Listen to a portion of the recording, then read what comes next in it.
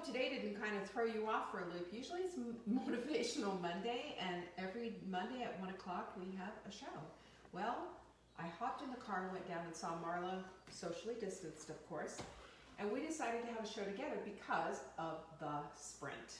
And it is still the sprint, and I wanted to just tell you all that some of the things that, one of the complaints that I've ever had is all the chopping of all the vegetables. So I wanted to give you some quick knife skills. And if you don't know what I'm talking about, the Sprint is an anti-inflammatory diet that gets you started on a great track.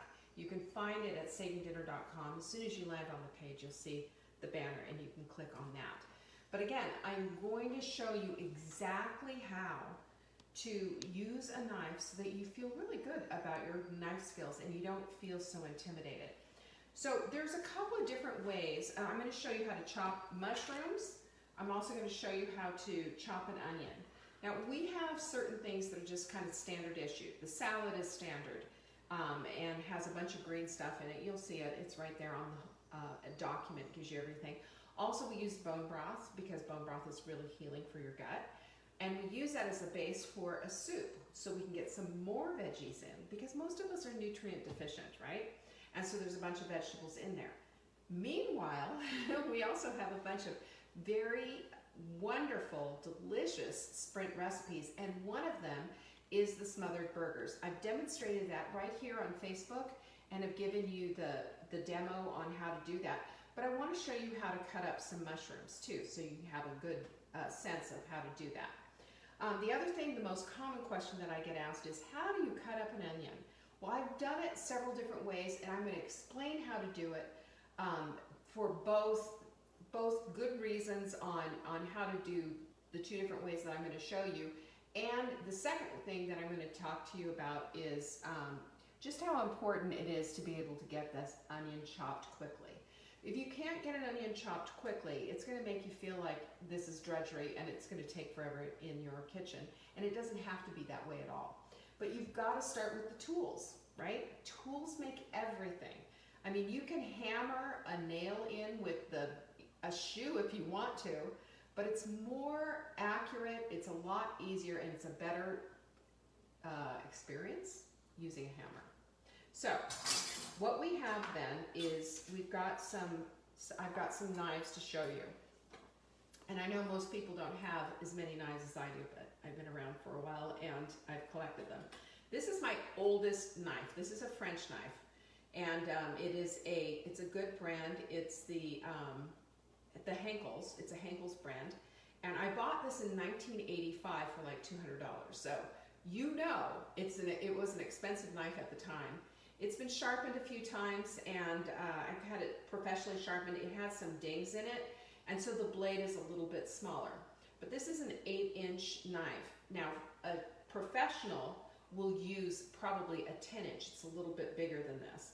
And in my opinion, it's all a matter of what works for you and what feels good and comfortable in your hand.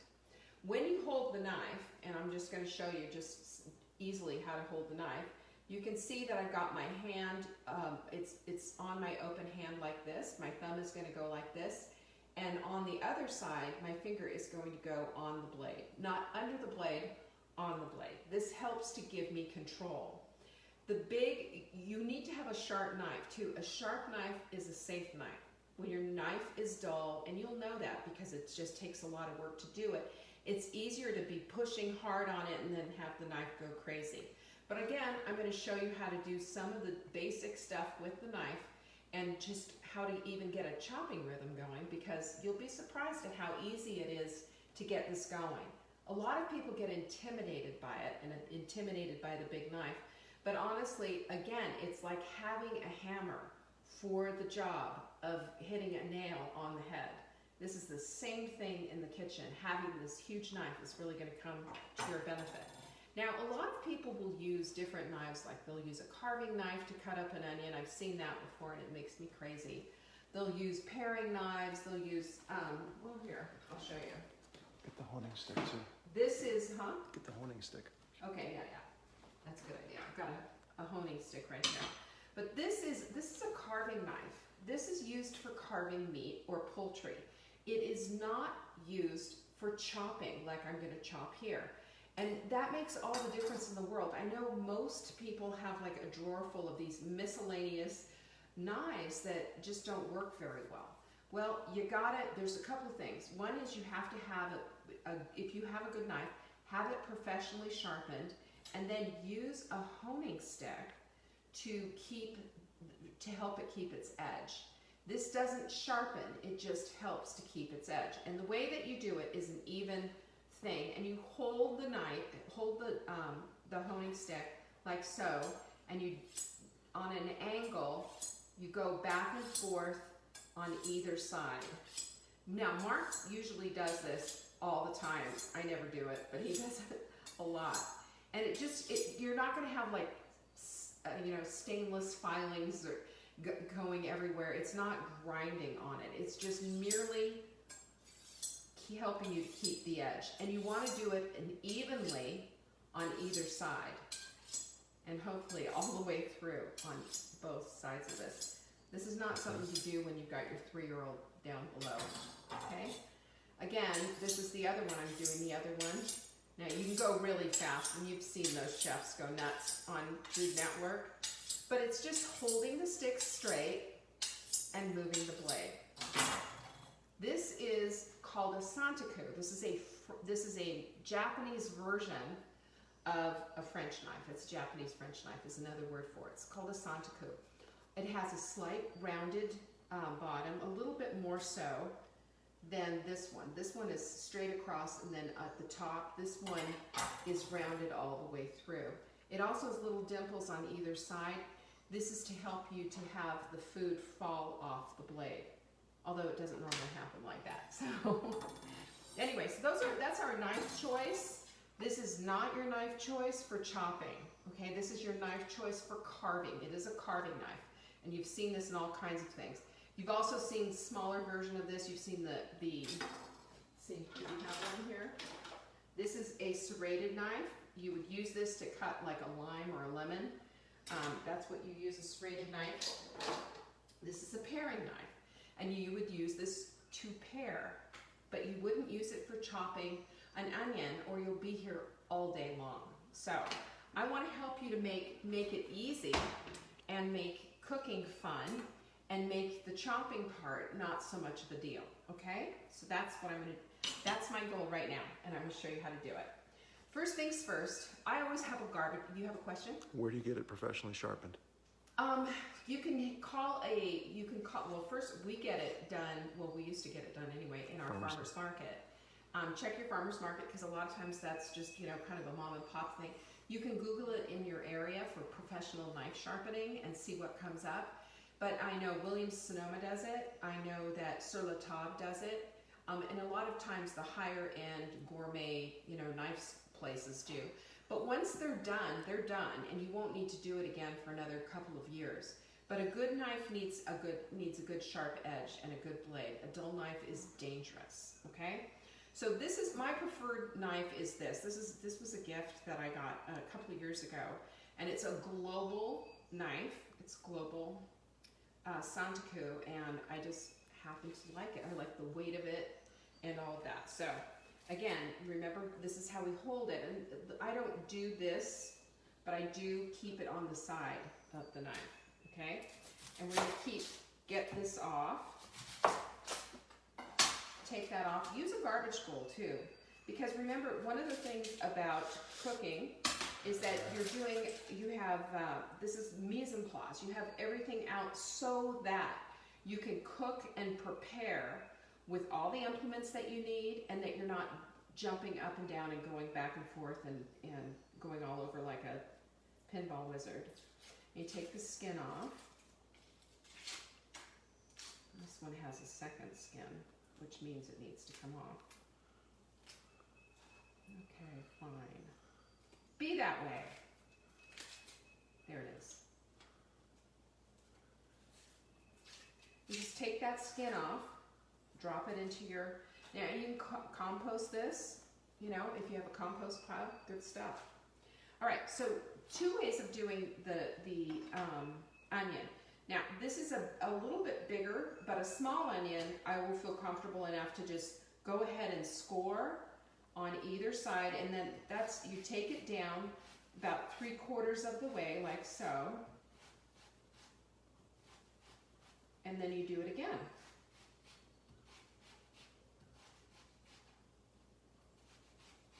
Okay? And then always the hand that's holding it, now I'm right-handed, so my left hand is the holding hand, and I use a claw. When you're using a claw, that means that you've got a nice grip on it, but if you've got your fingers out like this, you can accidentally chop them, whereas if you have your hands like this in the claw fashion, the worst thing that will happen is you give yourself too close of a manicure. So, there you go. And then this is all you do, just a little sawing motion, and you've got that going. See how easy that is? And just the onion is just nothing. It's just easy, easy, easy to do. Now I'm going to show you another method that I do. And as a beginner, if you're just learning how to use a knife, I would suggest that you do it this way. And by the way, you can use your knife also as a tool for picking stuff up off of your chopping board and putting it into a bowl if you want to or whatever. But just use the back end of the knife. Don't use the sharp end. Just use the back end to carry it over like I just did. The other way is to cut your onion in half. And then you've got the flat surface to work with. And you go ahead and you score it just like I showed you before. And because you have the natural part of the onion, how it just, there's many layers of an onion, it gives you the chop that you need. You don't have to do the secondary scoring like I did before. So watch how this works as I put this all in. And again, claw. And you can see a nice, it sticks together a little bit, but of course it's going to come apart in the pan. You can see this is just a really easy way to chop an onion. And it makes a nice fine chop.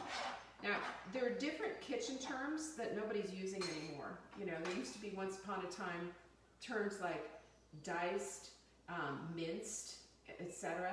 Now people just say just chop it up, small. So the cooking terms have kind of gone out of vogue, but it's sad because there's like lots of really cool cooking terms like chiffonade. And a chiffonade is when you, for example, take, and I'd show you except our basil went bad. I mean, we had our basil and sadly it went bad, but you take all your basil leaves and of course take off all the stems. Oh, these onions are so strong. Take off all the stems, and then you take a bunch of basil and you roll it all together like you're making a great big huge cigar, and you put it down on the board and then chop, and then you get these lovely fine shredded basil. But you can do that super easy to do, and same idea, keeping your, I wish I could show you, but I pulled it out to use it and I was very sad to see it. It looks sad. The other thing is then your mushroom. So I've got these great big portobello mushrooms, and this one is one of those things where you have a little bit of a chopping motion. As you can see, I'm kind of doing a little bit of an elliptical as I go, and I'll do it on the side so you can see. But you take off, and you also take off this part. Well, this one doesn't really have much. And the other thing I will mention with mushrooms, a lot of people, they don't wash them. And you're told, don't wash your mushrooms. Just take a wet paper towel and do one of these.